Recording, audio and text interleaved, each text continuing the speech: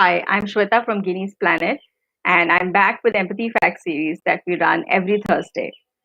Today, we're focusing on empathy towards self as opposed to empathy that you would practice towards somebody else. So, I'm going to start with a scenario. Um, Somebody in your workplace, is going through a tough time, and it is a crisis for them, and they're finding it hard to focus on work.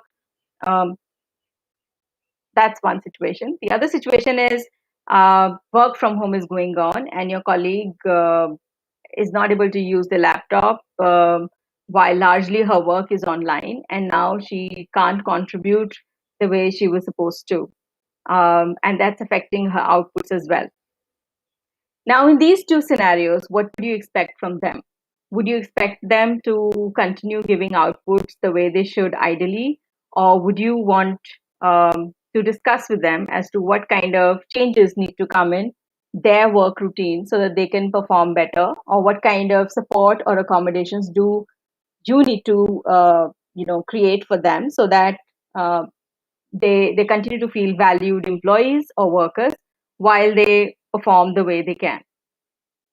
Now let's reverse the situation. Let's say that you are the person who is in that scenario and you are either going through crisis or a difficulty. What do you do?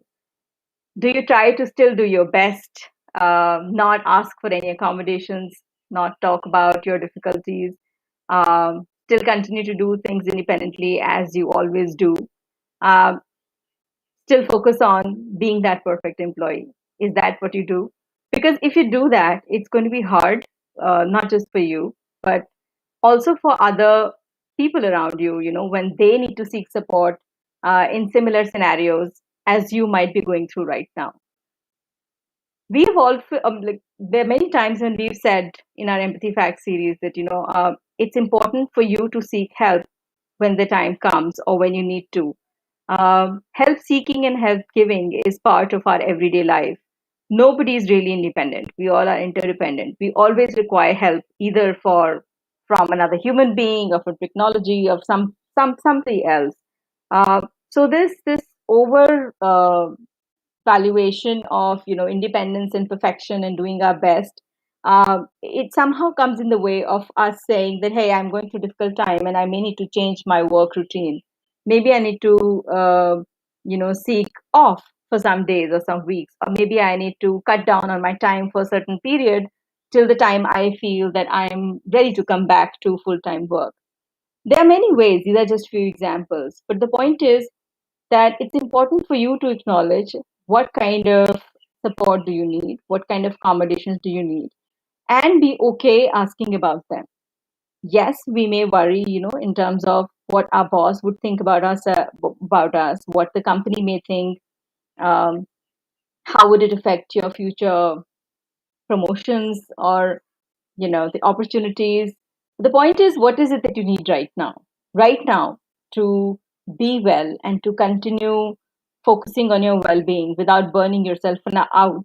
If you require some kind of changed routine or accommodation, it should be okay for you to ask for it. Because if you don't do that today, then tomorrow you're also becoming a barrier for somebody else. Not intentionally, but the fact is that people are watching you. They are looking at what did you do when you required support. And if you never said it out loud that, or maybe I need to reduce the stress in my life, or maybe I need to take some days off, or maybe I need to structure my time differently now because this is what I'm going through. Then if you don't do all this, then people around you would assume that maybe they're also not supposed to do this. And maybe they would also feel worried as to what you would think about them when they would require that kind of support. So I do believe that when you seek help and when you seek accommodations, you're actually helping in creating a culture where it is okay to ask for help, and you're creating a culture where people practice empathy towards each other, uh, without having this thought necessarily always that are we taking advantage. I mean, seeking support is not necessarily taking advantage. So if you're somebody who is in that scenario, see what you need to do and create that culture of empathic environment. Bye for now.